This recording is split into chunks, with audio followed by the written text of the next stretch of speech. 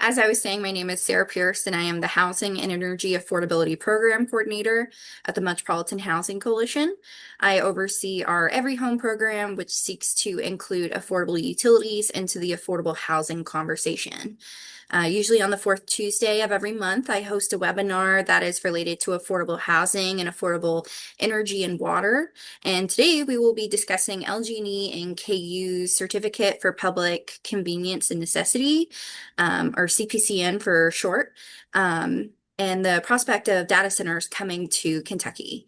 Today I have with me Elisa Owen. And Elisa Owen is a senior campaign organizer of the Sierra Club's Beyond Coal campaign in Kentucky. She holds a Bachelor of Art from the in Political Science and English from Emory University, a Master's of Art in International Relations and Economics from Johns Hopkins, and a Master's of Divinity from Princeton Seminary. Before coming to the Sierra Club, she gained experience in energy economics and regulation at the International Electric Energy Practice of National Economic Research Associates in Washington, D.C., and as a senior project manager for in Latin America at the International Institute for Energy Efficiency. Returning to Louisville, she has worked as a pastor and as the executive director of two small local environmentally focused nonprofits. She is married to a local realtor, James Peterworth, and has two daughters, aged 16 and 13. She loves to travel, speak Spanish, and study languages, read, and be out in nature with her dog, Peaches, and her family.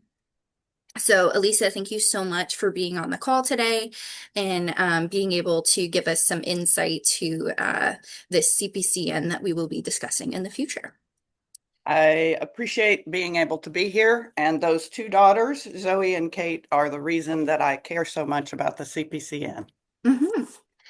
So just a little bit about both of our organizations. Here at MHC, we're a coalition of about 300 individual and organizational members who engage on research-based advocacy for fair, affordable, and accessible housing.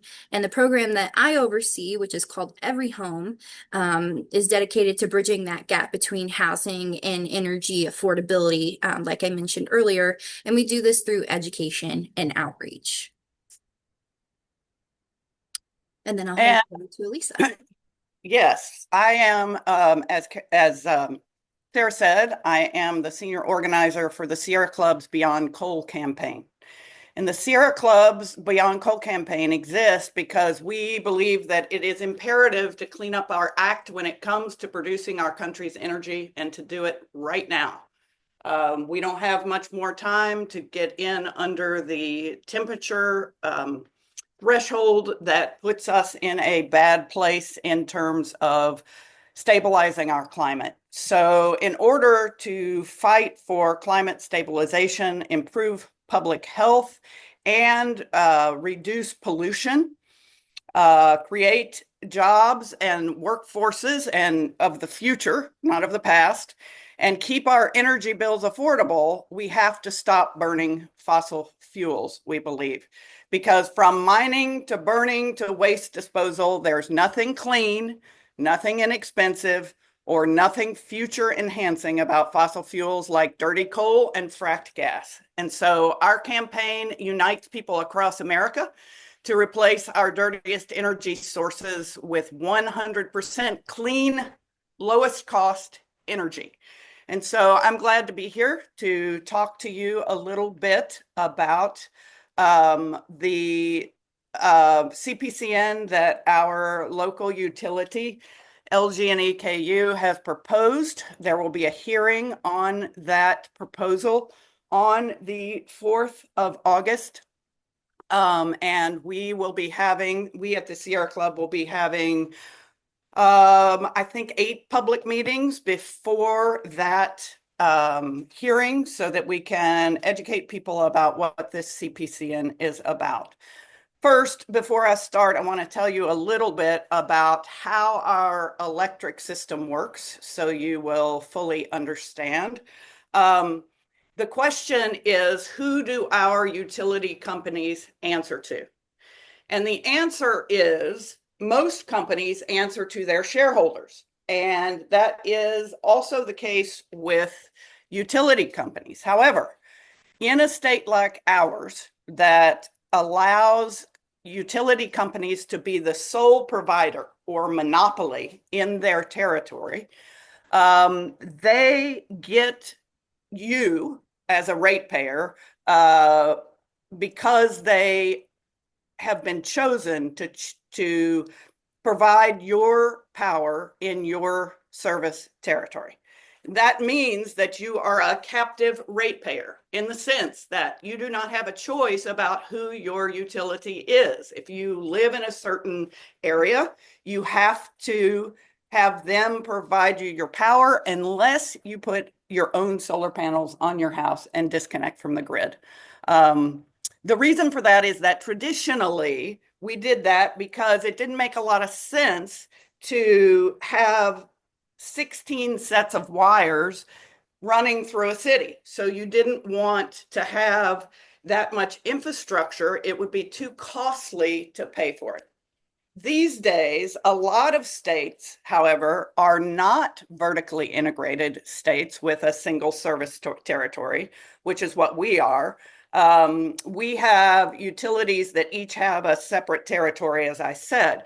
Competitive states, of which there are a fair number in the United States. I believe it's up to 12 now. And in fact, gas is actually deregulated in our own state, but electricity is not deregulated yet.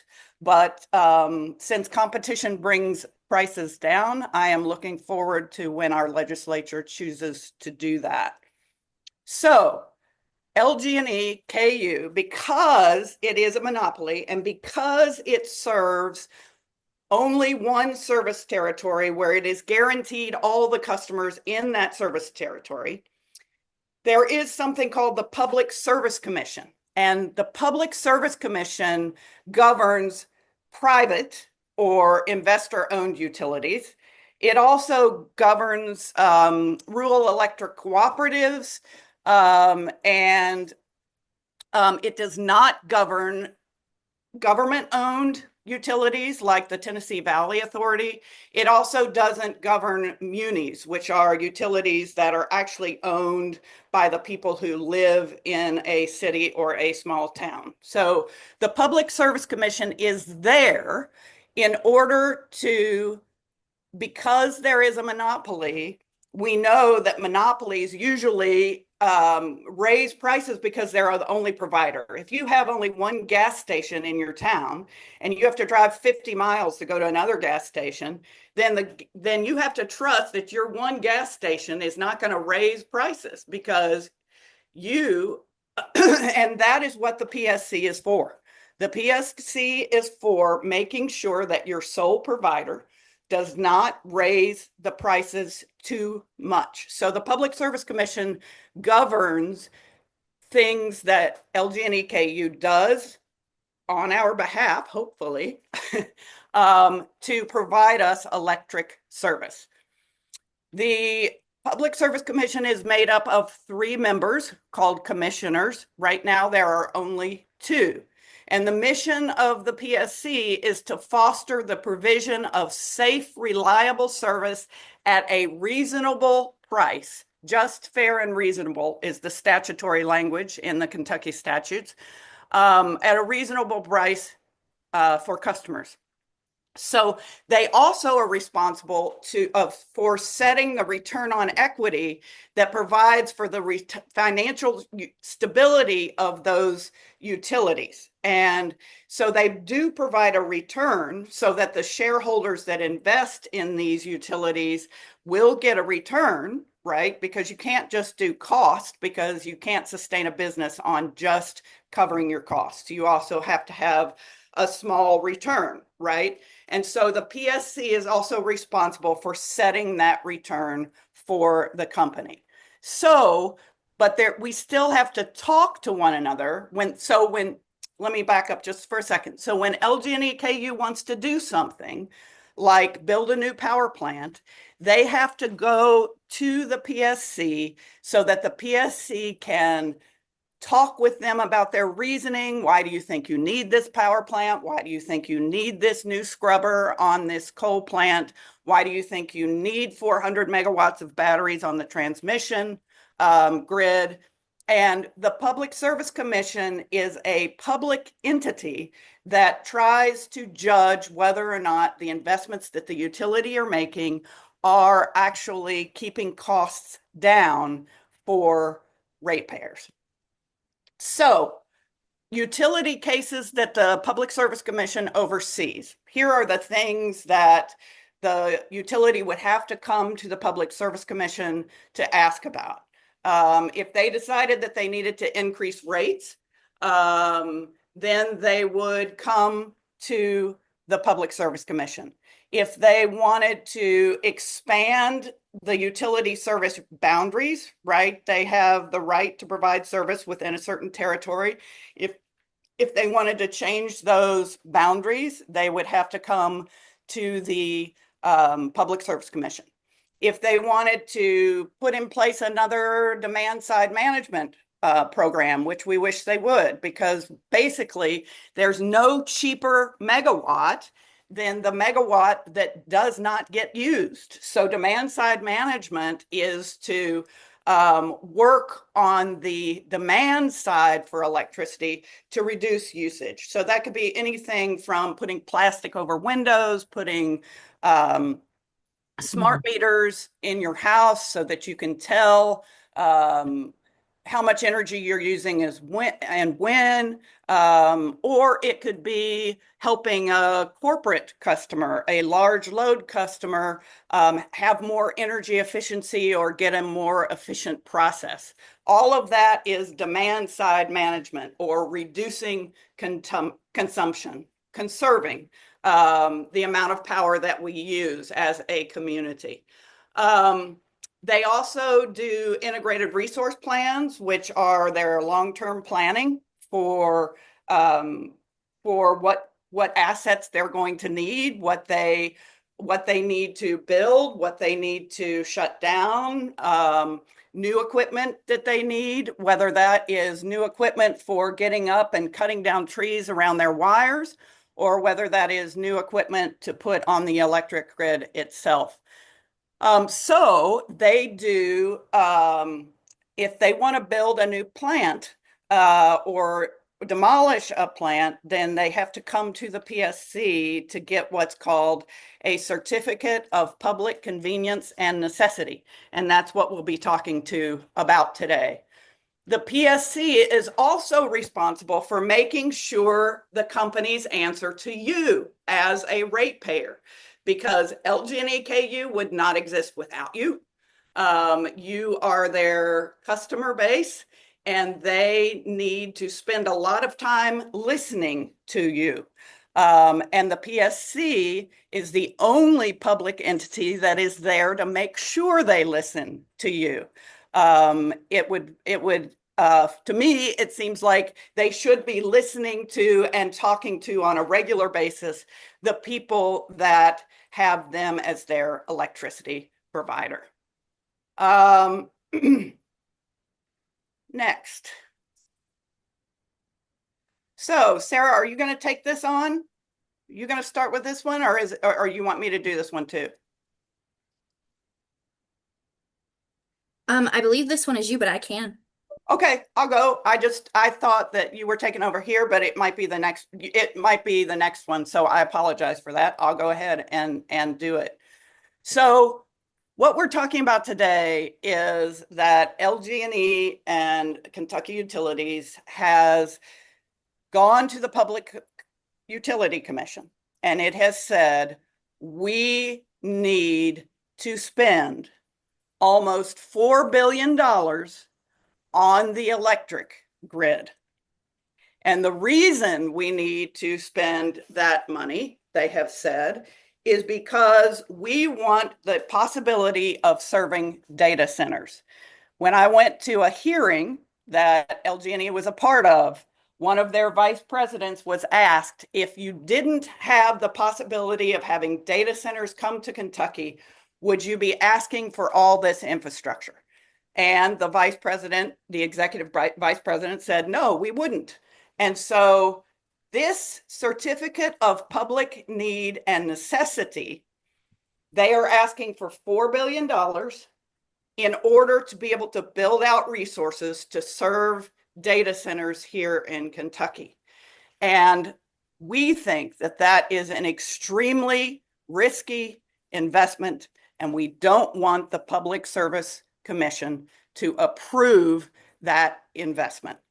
And so that is what Sarah will be talking about. A CPCN is like you go to the Public Service Commission to get a building permit for utilities. So it's the state's way of making sure a project makes sense, is truly necessary, and that the costs and benefits are fairly shared among those who must pay regulated rates if they want energy from the common electric grid.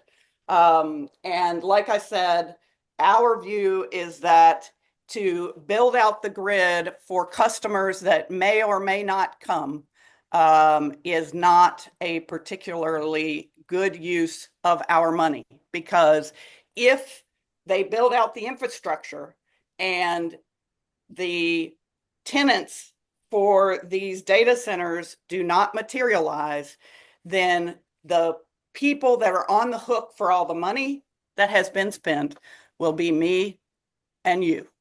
So the proposal for the CPCN is that we will get 2 new 645 megawatt gas plants that will serve new large load customers who, I say again, do not yet exist. LG&E have been talking to these guys, but the 2 data centers that we are thinking about having come to Kentucky are both run by real estate investment companies.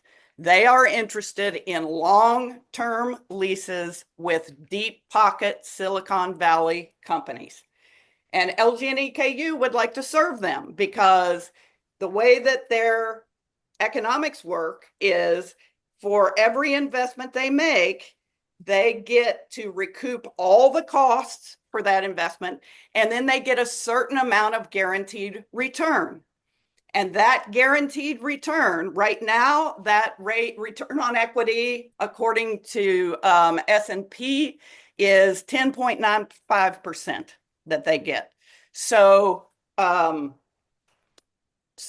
get that return, and if the ratepayers cover all the investments, right? If the large customer comes and pays for the energy build out, then we're okay, right? We as customers won't be on the hook, although greater demand on our grid tends to raise prices, right? And we just had a rate hike from them. And if this gets approved, we'll have another one in the fall.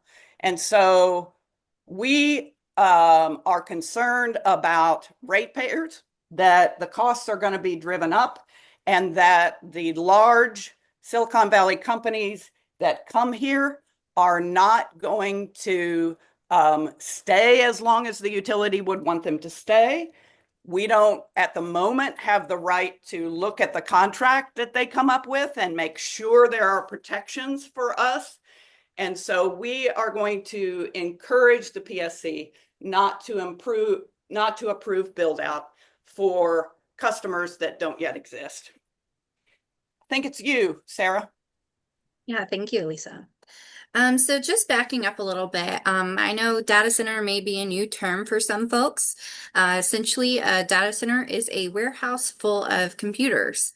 These computers can be used for email, cloud storage, and something new that we've been seeing a lot all over the internet, artificial intelligence, kind of like ChatGPT. So I have 2 pictures here. One is what a data center would look like from the outside. I think this is an old rendering of the Project Lincoln data center that would have been located in Oldham County, Kentucky. And then this is the inside of a data center, and you can see all of the different units that are stored. It's kind of like a big warehouse, and this one is located in Indiana. So are they coming to Kentucky? We believe they are. There are two data centers that are currently proposed, one on Campground Road in Louisville, and one that is called Project Lincoln that would be located in LaGrange, Kentucky, which is about 20-30 minutes up the road here from Louisville. These are data centers that we call co-locations, which Elisa was explaining, where a real estate company will build the warehouse and then they will look for a tenant to rent it out to. So far, I don't believe as of yet there is a tenant for the Louisville location. But the tenant for the Project Lincoln site in Oldham County is still unspecified. So I believe there is a tenant, but we don't know who they are, if there still is a tenant. There's a couple of reasons why data centers are a bit concerning. Um, the first one is the noise and water usage within a data center. The average noise level within a data center is about 96 decibels, and NIOSH, the National Institute for Occupational Safety and Hazards, recommends that somebody is not exposed to that high of a level for more than 30 minutes at a time. This could, of course, be hazardous for somebody who is living near the data center and is hearing that all day long, more than 30 minutes. So they would be, exposed to that level, which I believe, computers, they tend to be quiet, but you have to have the fans to cool them, the water to cool them. So it can be pretty noisy once, it starts working. As far as water usage, about hundreds to millions of gallons of water are used by data centers per day. And this is to cool the units that are inside. Computers get very hot, and when you have a lot of them in, 7 or so different warehouses, it's going to get hot. People have reported with data centers throughout Indiana, throughout the United States, that if they are living near the data center, they report a low water pressure in their home, as well as low water quality as well. But of course, the biggest concern that we have here today is the amount of energy usage that a data center would require. They use hundreds of megawatts of energy to power their facility and to cool the units. The Campground Road location would approximately use 600 megawatts of power, which is the equivalent to the energy generated at the Mill Creek 2 and 3 power plants, which is a massive amount of energy. And this puts a lot of stress on the grid. We already have been seeing rolling blackouts during winter. We have been seeing, just different storms and different events that are putting a lot of stress on the grid and driving up costs for ratepayers. So that can be a bit concerning for people who are ratepayers for LG&E and KU, just because if these data centers do not materialize, or if they do materialize, they could be on the hook for paying for these investments. And that's why the CPCN matters so much. Kentuckians should not be on the hook for risky investments that do not benefit them. If they are not going to be using the data center, they shouldn't have to pay for the power for the data center either. If you look at the CPCN on the Kentucky PSC website, it does say that while LG&E and KU are looking at different methods for financing this new power plant, they're essentially going to be looking at cost recovery through rate increases, which is concerning because we already have a rate case that is currently ongoing, where LG&E and KU are proposing an 11.5% increase in the rates for energy usage. And this doesn't even include the energy increase that we would see if this gas plant gets built. So we would be looking at even higher rates down the road. And of course, with already high rates, this can lead to unaffordability of housing and other essentials like food and medicine. This puts a strain on household budgets. People will have less disposable income and they may be at risk of being disconnected if they do not pay their bills. Of course, if somebody is renting, they would also be likely to be evicted from their unit if they were to have disconnections on their history. And this puts a lot of hardworking Kentuckians at risk. So I think that there are a couple of things that we could do instead that could bring more energy savings to the Commonwealth. I think that what Elisa was saying earlier with demand side management, ensuring that all of our homes in Louisville, which are older and harder to heat and cool, are weatherized. They're not leaking energy. We sign up for energy savings programs. We start thinking about renewable energies, even though they are, very expensive up front. It is going to pay off in the long run. We do have a webinar that we had in May that you can find on our YouTube that talks about the different programs in Louisville that support rooftop solar. Another thing is called virtual power plants. This is a new technology for all of those people who have rooftop solar. If you look at this chart over here, you have a bunch of different houses that have solar panels on them. And for all of the energy that they produce and that they use, if there's still any left over, it can create a overabundance of energy that can be used like a power plant, but virtual. But as I was saying, data consistently proves that energy efficiency and renewable energies are more reliable and cheaper in the long run. I know Elisa can talk a lot about renewable energies, but I just wanted to put in perspective with the CPCN that about 645 megawatts of solar is not going to be moving forward. So if you were to put this in perspective, that would have brought fuel-free energy to over 100,000 homes. So I think it's time for us to start looking at renewable energies, energy efficiency, and distributed energy resources.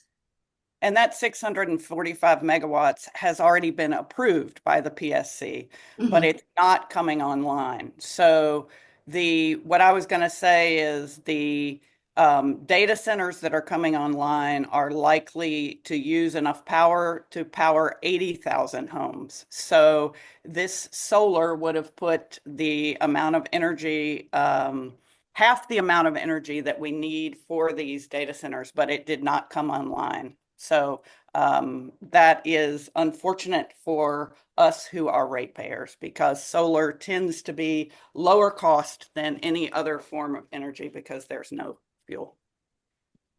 Mhm. And I always say, solar has been around for a while. And, I think it's really starting to ramp up here in the past decade or so. I know a lot of people are really nervous about switching to solar or to renewable energies. And something that our executive director, Tony Curtis, always says is that, people who were driving buggies were afraid of the car when it was invented, but look where we are now. So this is something that could bring us into the future and could save us a lot of money in the long run. So of all that we have talked about here today, I know that is a lot of stress and a lot of pressure, but there is something that we can do about this. We can submit public comments. So public comments are a way to get involved at the Public Service Commission. There's a couple of ways that you can do this, and I'll go over that in the next slide. But this is the best way that you can get your voice heard during these cases. You get a say in every single case. The PSC wants to hear from you, and you do not have to be an expert. They want your opinion, how this plan is going to affect your life, and what your concerns are. And they cannot make the best decisions for us if we do not speak up. They would only hear from the utility side of the conversation instead of the public side. So it's good to have a mix of both. So there's two ways you can do this written or orally. There are two ways to submit a public comment written. The first is that you can email the Public Service Commission at psc.comment@ky.gov. All you have to do is include your name and your address and the case number in the body of the email, and then just write from the heart. Write about what you think about this case, how you think it would affect you, and make sure to hit your high level points there. Alternatively, you can also go to the Kentuckians for Energy Democracy website. Both MHC and the Sierra Club are members of K4ED. And on the K4ED website, you can look up any utility, whether it's Big Rivers, LG&E and KU, Kentucky Power. You can read about current cases. You can look at templates, at talking points, and you can also submit a comment directly from our website instead of having to send a separate email. You can also give a public comment orally if you feel so inclined. There are two ways that you can do this. The first is that you can be added to the list of oral comments by emailing the PSC at psc.meeting@ky.gov, or you can just show up. You can show up in person on the hearing date, and usually at the beginning of each case, they'll ask if there's anybody in the audience that wants to submit a public comment orally. You'll get about 2 to 3 minutes to speak, so it's really important to hit all of your high-level concerns within that time frame. But these two options are really great ways to get involved at the Public Service Commission and give a voice on what you think our utilities should be doing for us. But you're not alone. The Metropolitan Housing Coalition, along with other joint interveners and the Sierra Club, we both intervene separately on the CPCN and other different cases at the PSC on behalf of low and fixed income households. And we do that to ensure that rates remain affordable and promote clean, efficient energy. The last thing that I will let you know is that I just put in the chat the case number for this case. This is the Certificate of Public Convenience and Necessity, where LG&E is going to try to, LG&E KU are going to try to convince the Public Service Commission that we need to build out the grid so that data centers can come here. So please make a comment, and that's all I have. Yeah. And there's a couple of other things that you can do from here as well. Maybe if you don't want to submit a public comment, there's other ways to get involved. The first is that the PSC is going to be hosting public meetings on the CPCN. So make sure to attend one or some of those just to get your voice heard or to even hear different sides of the argument. But stay and get informed. Check out both of our websites. We will have them on the last slide here. We have information, we have webinars, we have programs, all kinds of different information that can get you informed on local utility and housing issues. You can also contact your state representatives or senators and just encourage them to promote different policy issues or laws that are related to affordable utilities and housing, and to ensure that we are making the best future for our children. Also, tell a friend. If you learned something new today, tell your friend, tell your neighbor. We have all kinds of information and all kinds of different ways to get involved. And of course, you can also join our coalition. If this is something that you feel really strongly about, you can always join our coalitions by either donating to MHC or Sierra Club's work. From here, I just want to say thank you so much to Elisa for joining us today. We will be moving into a Q&A session now. So if anyone has any questions, we would love to answer them for you. Also, there are two websites in the chat where you can find more information about the CPCN and have ways to directly go to the PSC to comment on this case. So those are the two websites that I've put in the chat, along with Sarah's. Sarah, do you want to put yours? Because you have a landing page too, right? Yes. where people can comment. K4ED has about, Kentuckians for Energy Democracy has 7 members, and most of them are in LG&E KU service territory. Not all of them, but most of them. Yeah, and Elena, I saw you had your hand up earlier.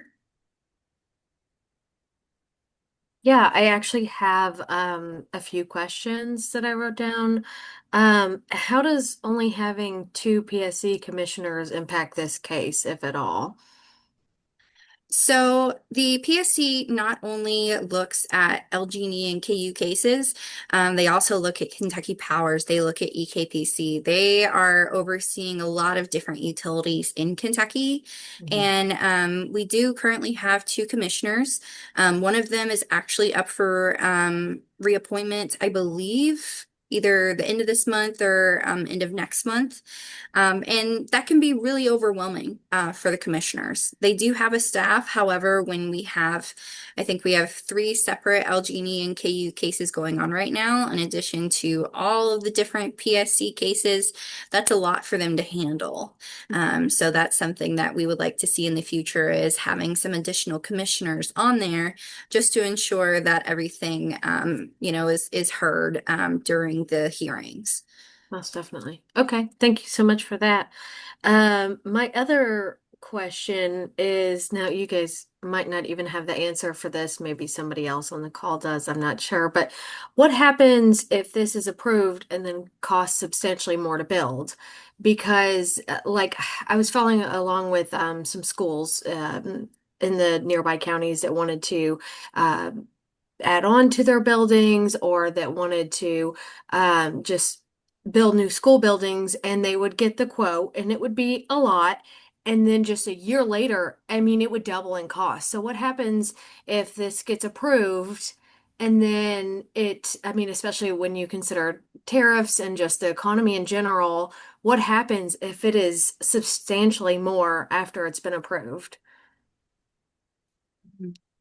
I'm not totally sure how that works, because what's going to happen this fall though is there's LG&E KU have already submitted another rate case, right? So a rate case is when they say, oh, we've spent so much money and it's so hard for us to be a monopoly utility, and so we need more money to provide electricity to you. Mhm. And so that rate case, if this gets approved, will probably happen then. So we will have a rate case in the fall that will probably deal with the tariffs and what the tariffs will look like for all different classes of customers once this new construction comes online. So the PSC and LG&E KU are in constant conversation, right? Which is why customers, ratepayers have to get involved because they know each other and they know each other well. And so we need to say, I think it is very likely that because the timeline to build new gas plants is at the moment, they say they have one turbine, but they don't have the other one. So there's a long line to wait to get a turbine. There is, it is likely that because people are building gas to support these data centers all over the country, and by people, I mean utilities, that increases the demand. And when you have an increase of demand with a bottleneck of supply, you raise the price. So it is my feeling that $3.7 billion is just the beginning, Yeah. because of the upward pressure on prices, on energy, and on equipment, especially with the tariffs. So I would say what happens is that we continue to submit comments, and hopefully we can get the PSC's attention and say, we didn't want the 4 billion and we don't want the 8 billion either. hmm No, that definitely makes sense. And then I do have one other question as well, but I am happy to let Wallace go first. Why don't you finish up? Oh, okay. Well, this is just, it's quick and it's kind of related to my last question. But I just want to make sure I understand it correctly. So, they're renting out the facilities for the data centers. Here's my question, I guess, is I'm assuming that's done to save on costs, but what happens if the rent gets raised there more than just it would if it was just property taxes, or is there kind of a fixed amount that goes into that deal? So that deal is unknown to us. And that is the problem from my point of view with a merchant data center. Okay. You can call it co-locational, you can call it a merchant data center. These folks are people who have heard the people on TV say data centers are the next big thing, and everybody needs to make a lot of money by getting involved in them. And so real estate companies have said, I know what we'll do. The Kentucky legislature has relieved data centers of sales tax if they will come to Kentucky, right? They're trying to give them incentives to come here, but they do not provide a whole lot of jobs. I think the average is 15 to 25 jobs. They do pay property tax, but property tax is directly related to the value of the building. And the value of the building goes up substantially only if there is a tenant in the building, right? So what people are doing is they're saying, oh, I want a company, I want Meta to pay me rent. I want Google to pay me rent, right? Those are deep pocket companies that can pay a lot of rent, right? And people know it. So they're willing to risk building out a data center that is prepared for a customer, right? So that they can score a long-term deep pocket lease, okay? So that's what's in it for the real estate companies. Unfortunately for us as customers, that puts another player in between the tenant and LG&E, our utility, right? And so the people building out the data centers are like, yeah, we need 600 megawatts of power and we need so many square feet, right? But really what they're doing is they're going to build it in the hopes that people will come. And LG&E, hearing from these real estate companies, says, oh, well, we want the extra load because we get a return on extra load, right? When we build out these gas plants, we get a return on that, right? So that makes the shareholders happy, but it may not make you and I happy. We will get property tax, right? If the data center ever gets full, right? But other than that, there is very little to gain and a whole lot to lose because, especially over on Campground Road, you're talking people that live very close and are going to hear it. We're going to get the pollution from it. We're going to not have renewable energy powering it. And you can't tell me that Silicon Valley can't build out its own energy. Yeah. That's exactly what I was thinking on everything. So thank you for kind of diving in deeper on that. Thank you for your insights. You're welcome. Well, I'm actually wanting to ask about and picking up on the theme of Silicon Valley could build their own energy. In some places that are perhaps more enlightened than Kentucky, there's been talk that data centers should be required to build generation along with anything else they build. And I'm curious, as I heard the argument as you folks skillfully laid it out, here in Kentucky at the moment, we have there's a possibility of data centers, so we have to build more generation at a great capital expense and a 10.9% profit rate for LG&E. But has there been any move at the regulator level of requiring the data centers to build their own generation as part of the installation? So part of the Sierra Club's work in Kentucky will be engaging the PSC to try to have them put protections in for ratepayers, including contract transparency. We have learned a lot from Virginia, which is which is drowning in data centers, right? And Georgia's next. both Virginia and Georgia are drowning in data centers, and it has significantly raised rates in Virginia. I'm not as sure about Georgia, how that's coming along now. But the answer to your question is we have to work with the legislature, as difficult as it is, because they don't see the future either, or seem to care about it. But because of climate, we have got to engage the legislature and the utility and tell them over and over that what we want is clean, low-cost energy. We want what Rhode Island has. We want what PPL's other subsidiaries have. Rhode Island, right? We do not want to be made the garbage can of the nation. And so in order to do that, we're going to encourage the PSC to try to encourage the data centers to bring their own energy.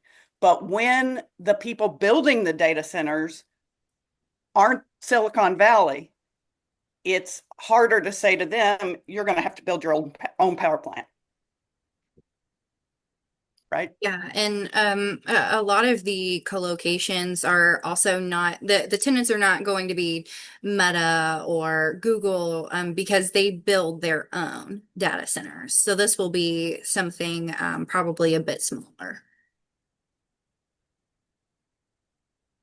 But Wallace, the answer to your question is we at K4ED and at the Sierra Club and many other organizations in the state are going to work with the PSC to try to say, here are the things that they are using in other states to protect ratepayers. And we know that LG&E and KU are currently working on a large load tariff. And we'd love to see that tariff and then to talk with them about whether or not we think it protects us enough or not. I would be delighted to have that conversation with anybody at the utility. Okay. Well, thank you. You're welcome. Yeah, Alex. Hey, just wanted to add 2 cents here. I don't know if I came to the meeting late. Sorry about that. I don't know if you talked at all about um, data centers in particular, but I was following the data center in LaGrange in Oldham County, and so that because you were talking about how people can advocate, and so in LaGrange they successfully advocated, and I'll put the link in the chat. This is the organization that kind of rallied support in LaGrange, and they successfully advocated, and the data center application was pulled in LaGrange. And they did put in a new application, but it's for a much smaller facility. So they just showed up to city council meetings in full force. I mean, there was like at least 100 people at each city council meeting, and it was pretty spectacular to witness, actually, from like a purely like a local government perspective, because they ended up passing that moratorium, and the city passed it kind of before the county even like could approve it or look at it, and then like there was they had been advised not to by lawyers, but they just did it because public pressure was so intense. So there are pathways forward for successful advocacy. I Yeah, appreciate it's Go ahead, Eric. sorry, it's really important to, submit public comments or show up to these PSC meetings or hearings. There was a hearing last week on the Campground Road location. I will say, however, this is public news, so this is on the PSC website, but that smaller data center was already planned. So they are still looking for another location that is going to be just as large. So they're trying to Hmm. spin it that they have downsized the project, but what they really are doing is putting two in at the same time, essentially. Oh, interesting. I was not aware. Yeah, Uh, This is new news. This is I'll have to they, find the link on the PSC website, but there's a map that shows all of the different proposed data centers throughout Kentucky. oh wow. So they're okay, because they did pass a moratorium for Oldham County, 150-day Mhm. moratorium. But I mean, yeah, they could just go to a different county or a different city. Mhm. But interesting. I did not know that. Yeah, I believe they're still looking at Oldham County. They may be, I think, they were looking at the industrial section next to the Sourbeck Drive-In. Um, Hmm. but I do know that there are some, areas out Old LaGrange Road that has, different um, substations there around the prison. So not sure. Hmm. But we do expect there to be more, and I'll see if I can find that link to the map. the other thing, Alex, is the Sierra Club has been supporting the group in Oldham County, and we know that there is some litigation that's going to happen likely because the problem with the Oldham County data center is that the people developing it were trying to skirt zoning laws by calling their data center a public utility. And in Hmm. naming it a public utility, which by the definition in KRS 278 is not a data center, right? But in Hmm. calling it a public utility, they got to build the data center without a zoning hearing. And so one of the things that the Oldham County group is going to be trying to do is to convince the county government to not fall for the definition of a data center as a utility, because that will allow them to build it without zoning problems, without any zoning oversight. Right. Yeah. Yeah. I saw that. Is that not the same for the Louisville one, though? Is the The Louisville Louisville one, go ahead, Sarah. I don't mean to interrupt you. Oh, you can go ahead. I didn't say anything. So my understanding is that the Louisville one is EZ zoning, which is basically anything goes, unfortunately. Um, I'm not sure we're going to have a chance to stop it through uh, zoning hearings or arguing about zoning, because I think EZ is the place where you can do pretty much what you want.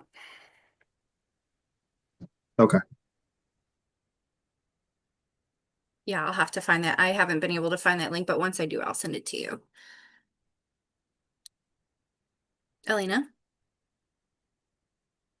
Okay, so this may seem kind of like a silly question, but it was brought up, I think, in the very beginning of the presentation, and I was just curious. And I may not have the verbiage exactly, but is there any possibility at all of Kentucky ever changing to having the integrated utilities or having the multiple utilities? I doubted it, but I was just curious if there was ever that possibility, even if it's multiple decades down the road. So you mean consumer choice? You mean Correct.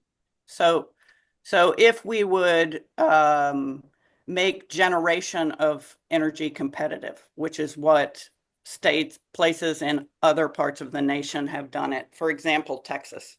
Um, and in places where generation is competitive, what's getting built is low cost energy, wind and solar and batteries.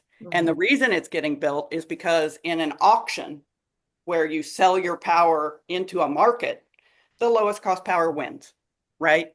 And so the national leader for renewable energy is, believe it or not, the great state of Texas. Mhm. Red, a ruby red. but they know their economics, right? And what I would say is the legislature knows its economics. And what I've heard out of its mouth over and over again is we like competition and we like market-based solutions. Well, to me, a market-based solution for high energy costs, and they're going higher and higher and higher. This rate case is the 9th rate hike that we've had since the turn of the century. So that's a lot of up in the price. And so because of that, I am happy to remind the legislature that they really like market-based solutions. And all that would have to happen for that to change in Kentucky is for the legislature to pass a law saying we're going to do our utilities differently. So it is possible. It's possible. Whether or not it's probable, Right. LG&E KU spends a lot of money on lobbying. I'm sure. Thank you for that. You're welcome. Yeah, any other questions?